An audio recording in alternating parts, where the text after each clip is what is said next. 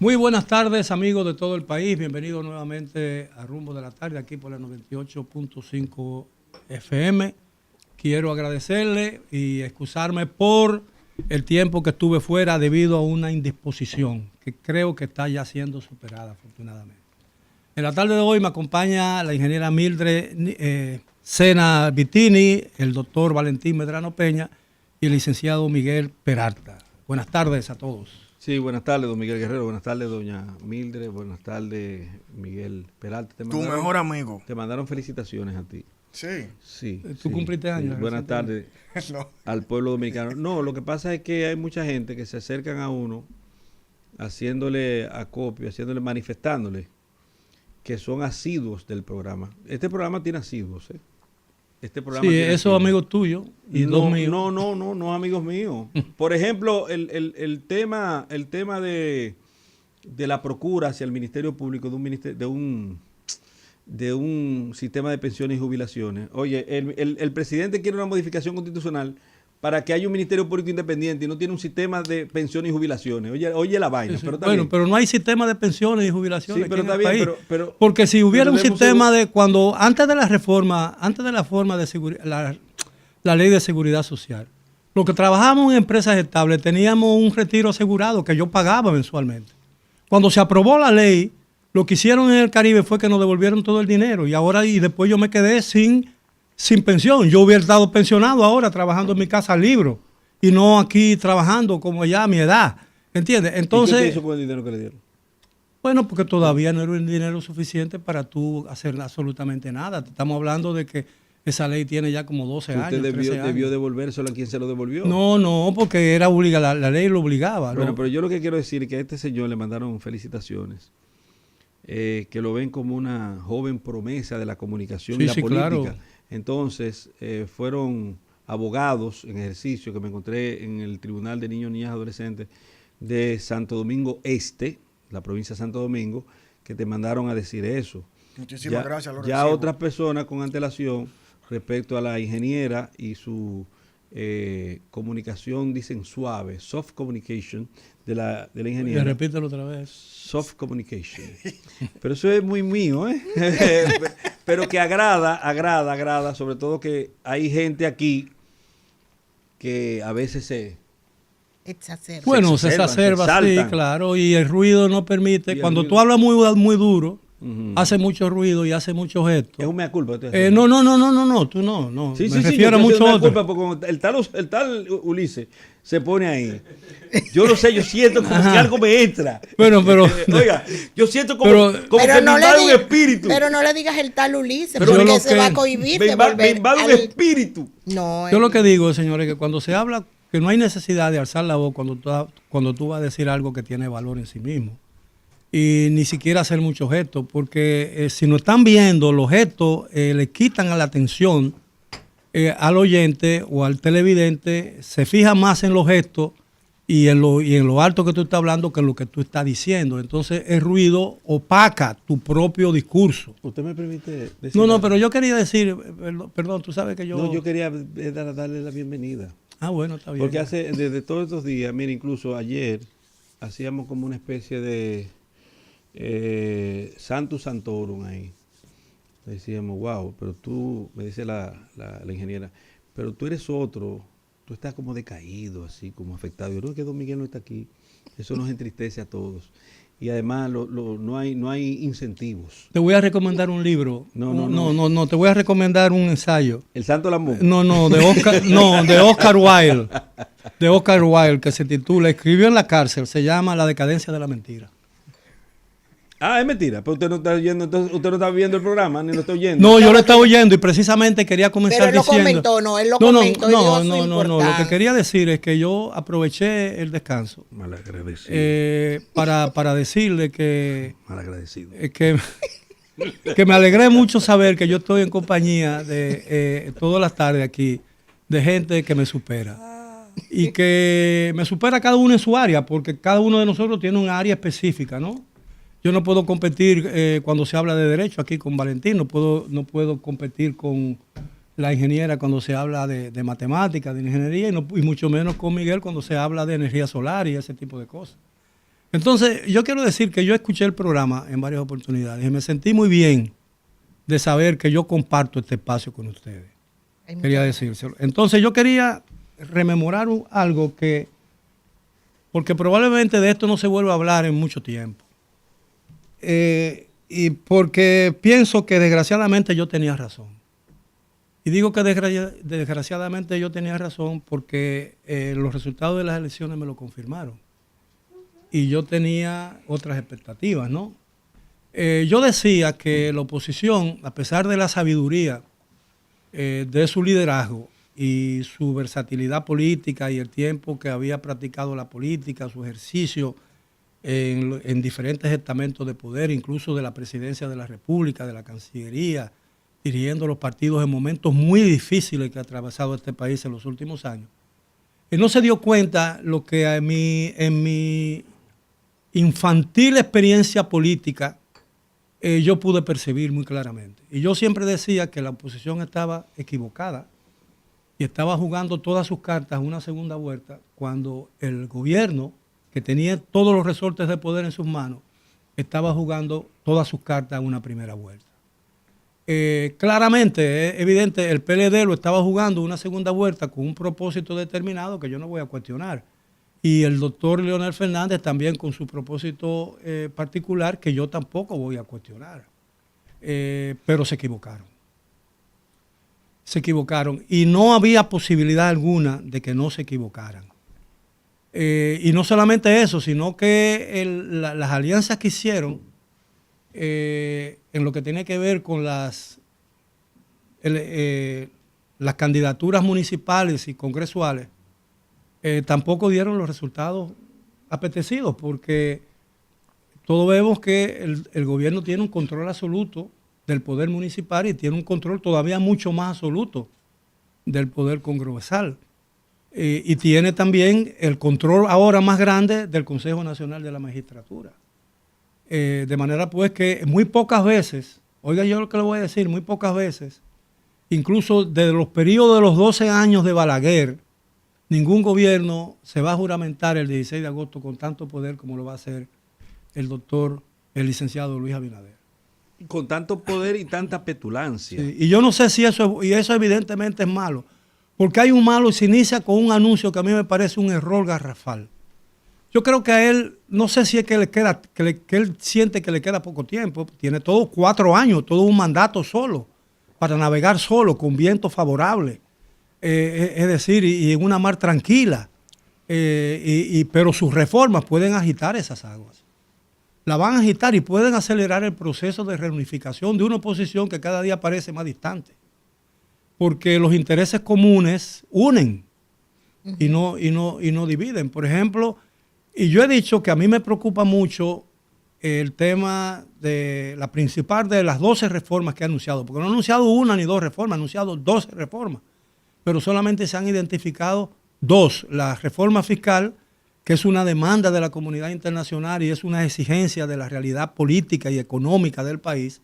Pero vamos a ver cómo se hace, ¿no? Me temo que con un control absoluto del Congreso no sea el resultado de un gran acuerdo nacional, sino un pacto impuesto. ¿Entiendes? Y eso es peligroso. Pero todas las reformas que se han hecho en el país, las 39 reformas y constituciones que hemos tenido a lo largo de nuestra historia republicana, han estado directa o indirectamente asociadas de alguna manera al tema presidencial y al tema de la reelección. Y eso es sumamente peligroso que comencemos con eso. El presidente ha dicho que su idea es fortalecer el Ministerio Público para fortalecer lo que él llama Ministerio Público Independiente. Eso es su gran mentira. Sí, que es un concepto que Valentín aquí ha refutado muy acertadamente, y yo le doy la razón a Valentín, eso no tiene ningún sentido. Y otra tiene que ver con el hecho de ponerle un candado a la Constitución. La Constitución no es una puerta, señores, para cerrarla con candado. El candado de la Constitución están señaladas y distribuidas en todos los artículos de esa Constitución.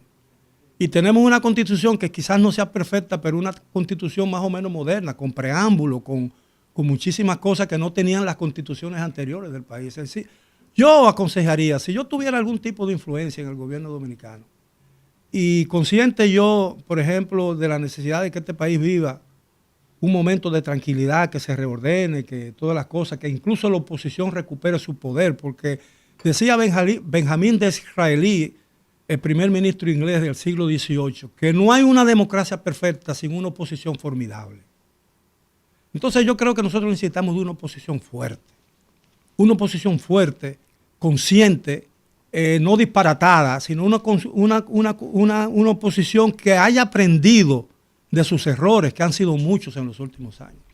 Yo quería rememorar eso solamente, porque es imposible volver el tema en el futuro, pero no quería que, y no lo hago por vanidad, no lo estoy diciendo por vanidad como para decir y ostentar, decir, bueno, yo lo dije, ¿no? Porque yo lo dije no tiene ninguna importancia, y yo no soy un hombre que se encariña con lo que dice. Pero lo dijo, y lo dijo bien. Y yo creo que hay ciertas cosas que tienen que ser dichas. Miren, yo tengo una preocupación sincera con lo que está pasando con el país. Señores PRMistas, ustedes ganaron las elecciones. Ya las elecciones pasaron, sí, perfecto. Ya ganaron las elecciones.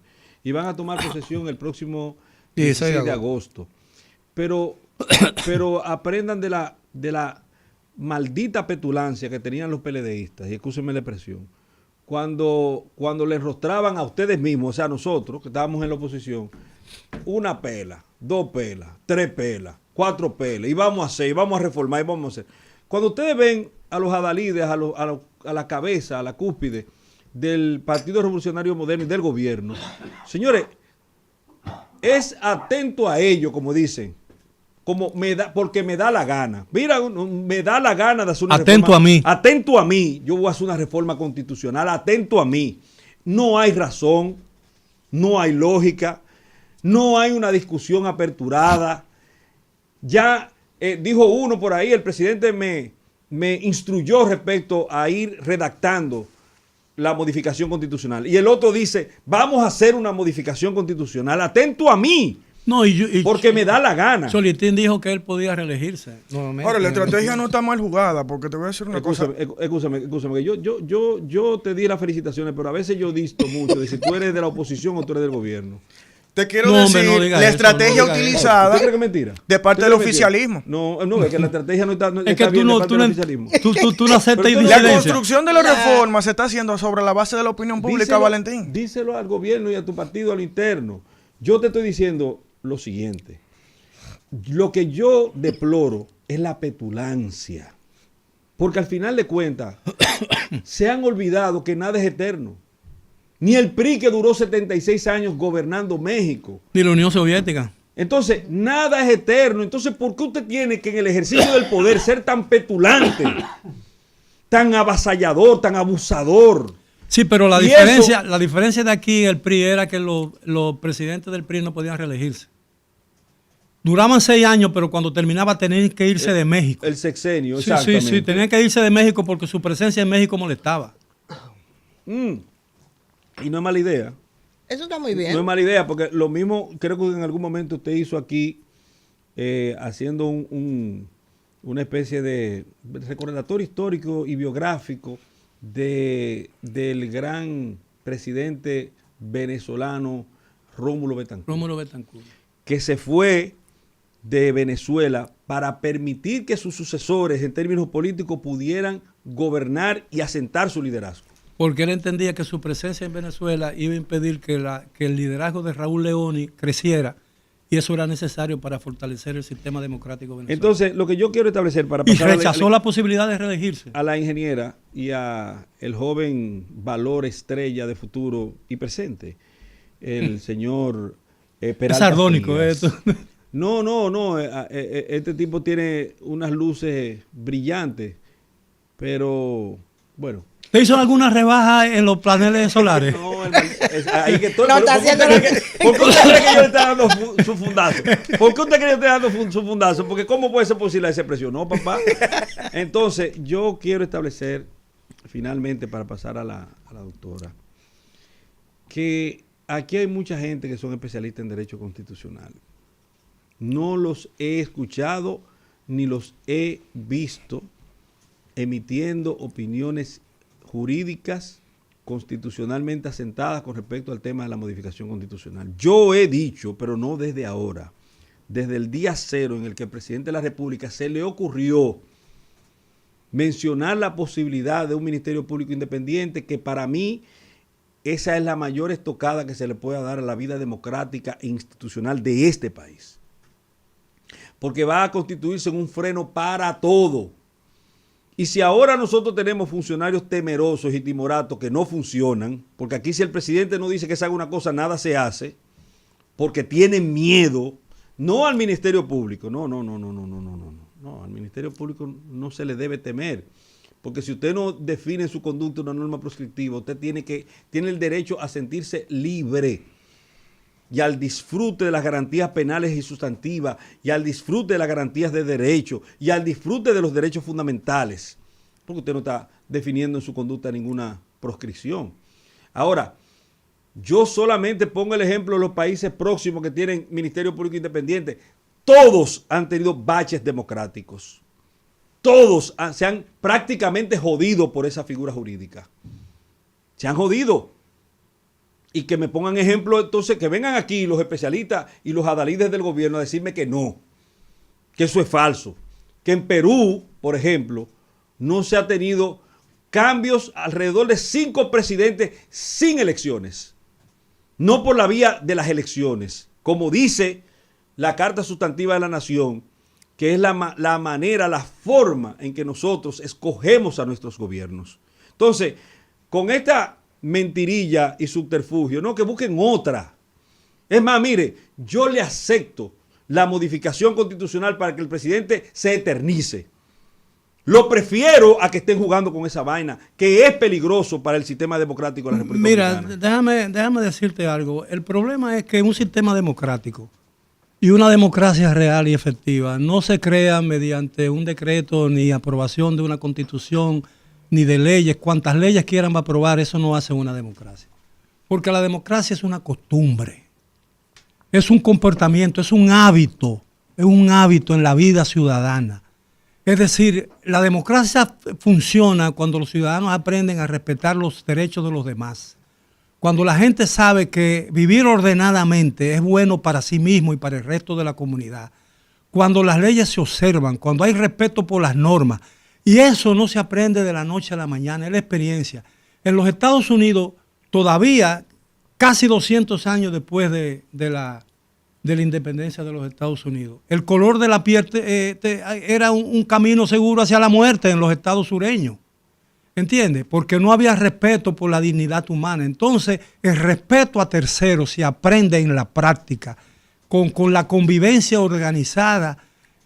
Las leyes son importantes para crear el marco de desenvolvimiento de la democracia, pero las leyes mismas no crean la democracia.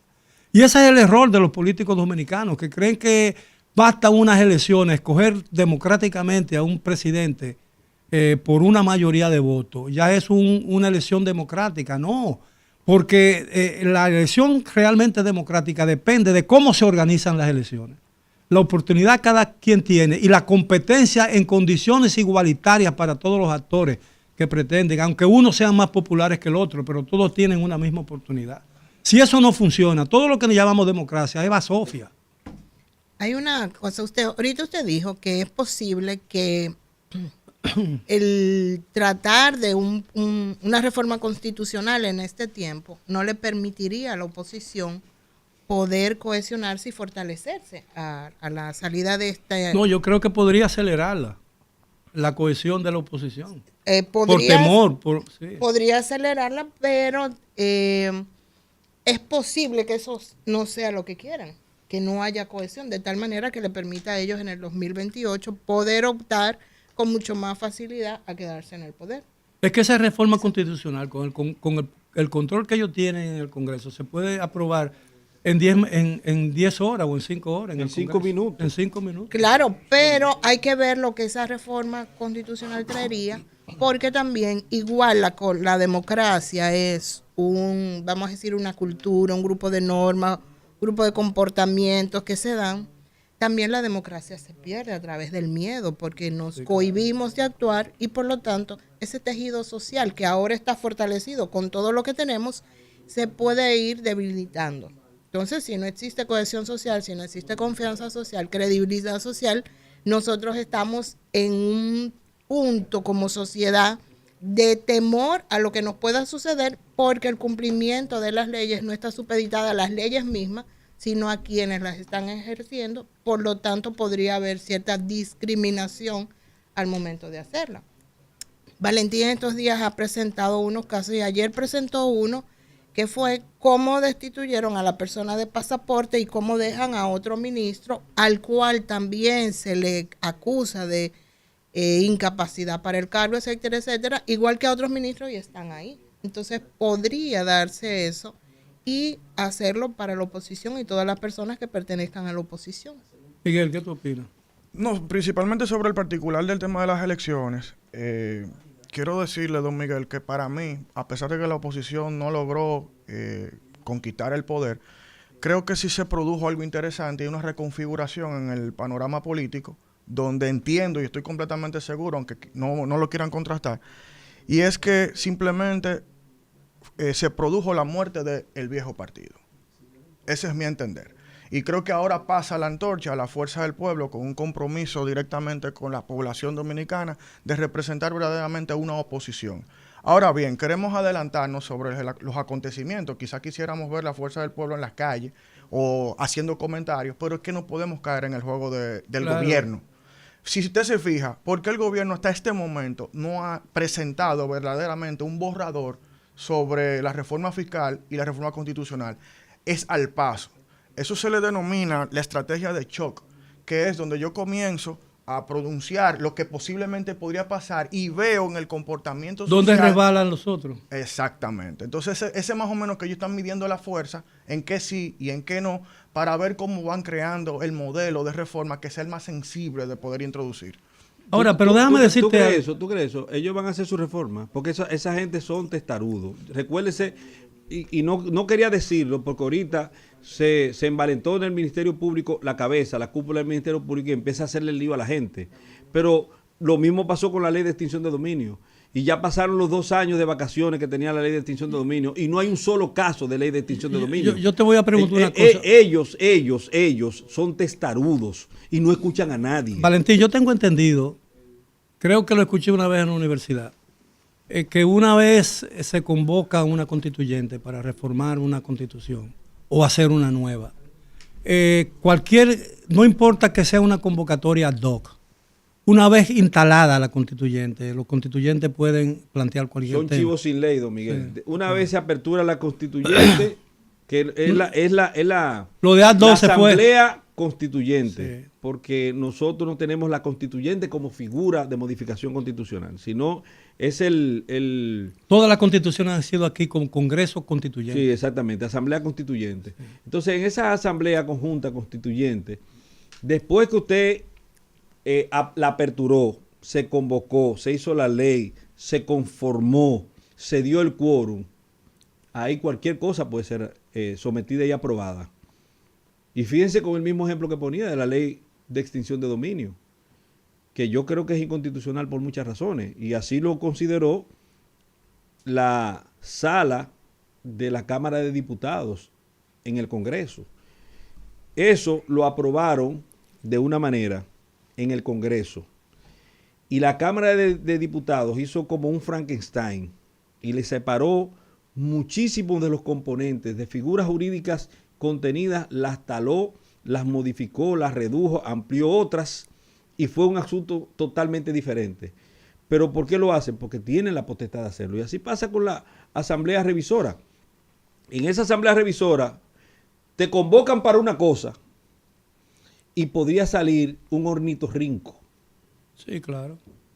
Porque te van a convocar y te van a decir, no, que nosotros queremos ponerle candado a la presidencia, pero venga acá, y tenemos tantos años esperando que usted diga cuál es el candado. Y esos turnos libres son terribles. Pero ¿cuándo él va a decir qué tipo de candado? ¿Cómo es el candado? O sea, ¿qué tipo de candado? ¿Cómo se llamaba el candado ese? ¿Yale? ¿El Yale? ¿O de qué tipo de candado? ¿Cuál es el candado? Pero mira qué es lo que me preocupa a mí de la descomposición. No, a mí me preocupa todo. De la descomposición que resultó de las elecciones pasadas, Miguel. Y tú me conoces mi pensamiento. Y yo creo que el país está viviendo tiempos nuevos.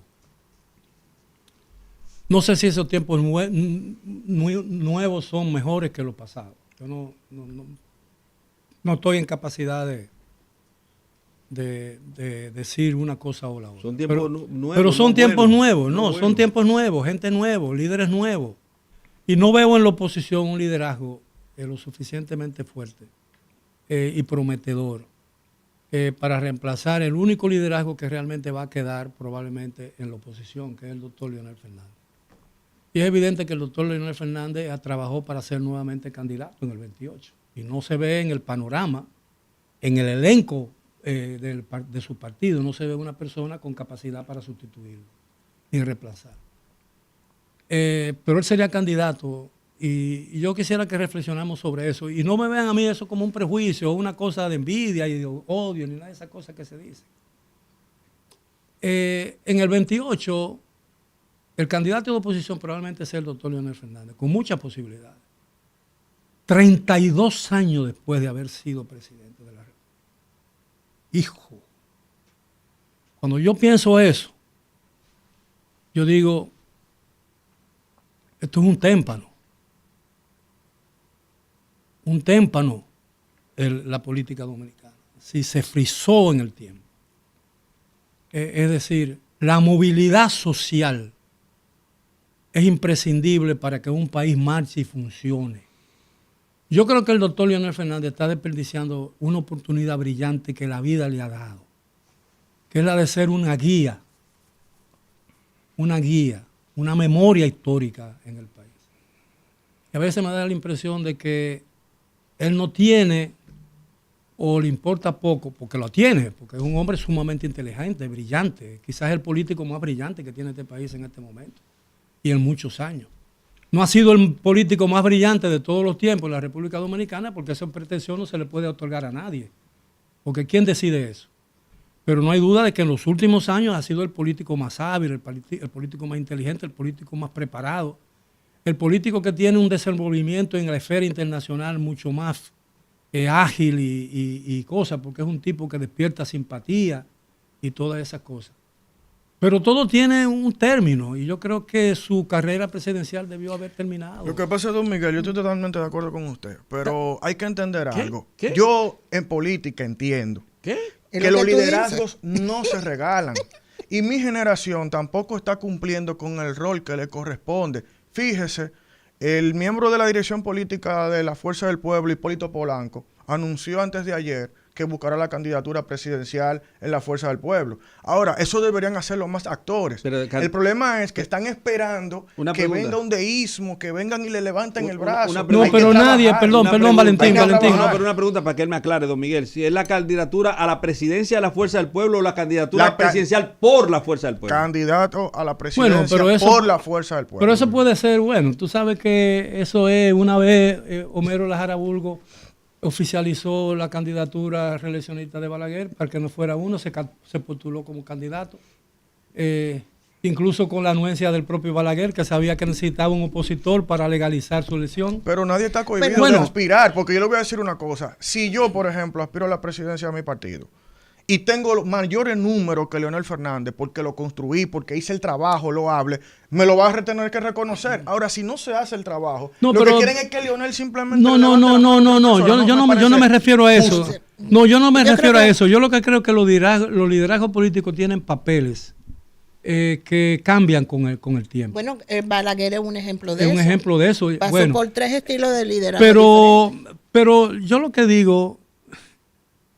Bueno, yo lo que digo es lo siguiente, que él, ¿qué puede ofrecerle al país él 32 años después de haber sido presidente de la República? Bueno, ahí yo... el país que él va a gobernar ahora es un país totalmente diferente al país que él conoció y gobernó por primera vez. Pero mire, hay una cosa... Pero cójalo después del cambio, don Miguel, por favor. Mire, don Miguel. Bueno, vamos a hacer una breve... pausa, lo que pasa es que había perdido el ritmo tanto tiempo sin venir. Y regresamos después de la pausa.